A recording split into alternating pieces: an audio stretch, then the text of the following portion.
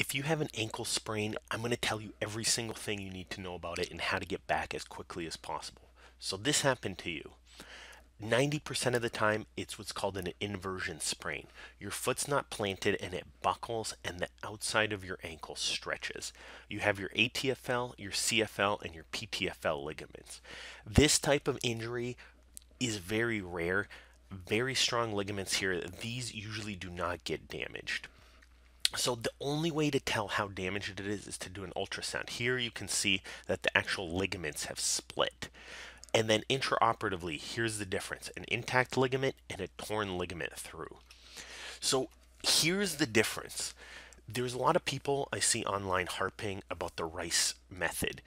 Absolutely. It's very difficult to prove just how effective this is because there's a lot of variables. As you can see, you can have sprains and you can have tears. And the most controversial part is icing to get rid of the inflammatory cascade. But what you do want to do is in times of infection, so the flu, the cold, you don't want to rush the inflammatory phase because you want to kill the bacteria. But in a sprain, you don't need to kill bacteria. You don't need to protect your body against foreign invaders. And there's usually not a lot of broken debris that needs to be chewed up or eaten up. So you want to ice, compress, and elevate to get out of the inflammatory period and to the rebuilding period so cells can start coming and rebuilding new ligaments. So rest, ice, compression, and elevation does still hold true. There's nothing really that proves that we shouldn't be doing it. So, specifically, what's been proven is about 20 minutes at a time with about an hour break. There's a lot of different ways to do it. You could soak the foot in ice, you could use ice bags, just don't burn your skin. There's also a lot of proof for biofreeze and menthol type creams. So, the icy hot type things, putting these on the area can numb the pain, but really this isn't what's going to make or break you.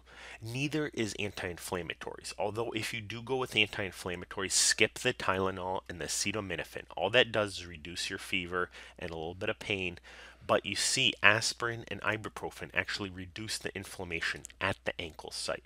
So if you're going to use anti-inflammatories, use an aspirin or an ibuprofen, but check with your podiatrist first.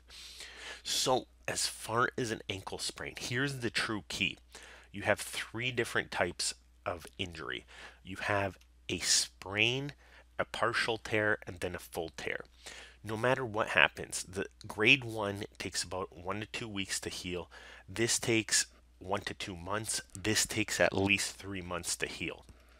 And you can see how much swelling develops with a full tear.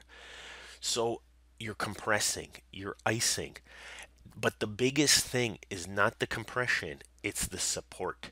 If you can initially cool it down with ice over the first 24 hours and elevate it and get one of these supportive braces, there's a lot of different brand names, but as you can see, they've got the tongues, the laces underneath here. What you want to do is be able to move as much as possible, get your blood circulating while not putting stress on the ligament that was just injured. And this brace helps you do that. So wearing this is really the key. You don't have to crank it down like crazy. I've seen people where their foot turns purple and their leg turns purple above and below the brace. So you don't have to get that crazy. But wearing this for about 6 weeks afterwards helps it heal as strong as possible. Exercises are not good for you until the ligament heals. This is the biggest mistake I see people make. They start exercising and doing toe stands and all these different band exercises when they still have a torn ligament. You have to heal the ligament before you can strengthen it. So if it's a tear, you can't even start this stuff for 3 months. It's actually making things worse. So the bottom line is the most important part is diagnosing with ultrasound, with MRI to see how damaged you are. An ultrasound takes 5 minutes in our office, whereas an MRI can be a little bit more, so we stick with ultrasound in the office. But the bottom line is guys like Terrell Owens had tears like this. They were injecting with the highest grade stuff. They were sleeping in oxygen chambers, and they still don't get back until a couple months. So, what chance does an average person have? There's no secret out there. I know people are touting it online. There's no secret. Follow the simple stuff I told you, and that's it. It just depends how injured you are. So the bottom line is, if you have a low ankle sprain, it could take between 2 and 12 weeks. If you have a high ankle sprain, same type of thing, just higher up in the leg. And I have a separate video about that. If it's broken, that's when you really take a long time. But that's the bottom line. If you need an ultrasound or you need to get evaluated or you need any type of these braces, come see us and we'd love to help you out further. Thanks. If this helped you at all, please visit our website where you can get even more information. And if this video did help, give it a like and a share, and we'll see you soon. This is MichiganFootDoctors.com.